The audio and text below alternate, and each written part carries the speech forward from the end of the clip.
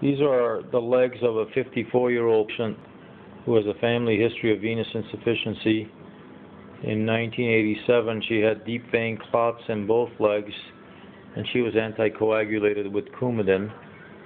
And since then, after 6 months of anticoagulation, the Coumadin was stopped. And she was doing quite well until 4 years ago when she developed chest pain, which required an angiogram. And shortly after having the coronary catheterization, she developed the pain acutely in the back of the right leg, and she was diagnosed to have deep vein thrombosis in the popliteal vein, which is nearly occlusive, and thereafter also developed spontaneous thrombosis of the great saphenous vein. So what she has now is lipodermatosclerosis with the leatheriness of the skin, atrophic changes which are circumferential. You can see that she has that in both legs, but more so on the right leg.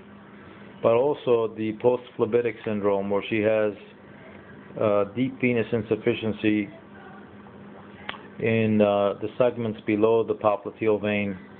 So this is typical for patients who've had deep vein clots, and in the resolution or healing phase of the deep vein thrombosis, they get deep venous insufficiency.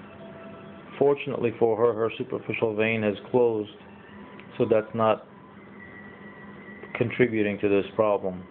But she has been using some topical products to help reduce the pigmentation, as well as creams, and she's come a long way in terms of the trophic effects of the legs. But unfortunately, the popliteal vein has still thrombosed and it's nearly occlusive.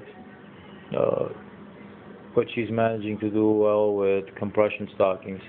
It is very important for people with post-phlebitic syndrome to wear stockings, because we don't have treatments for deep venous insufficiency. We do have treatments for superficial vein insufficiency. But in order to prevent the trophic effects and to prevent formation of ulcerations and so on, it is important to wear compression stockings, and I would venture to say that wear it as much as possible, even to bed, even when you're recumbent, because in the long run it'll prevent more worsening of the trophic changes in the leg. So you can see this hyperpigmentation laterally, anteriorly, medially in the leg, and you can also see it on the contralateral leg and ankle.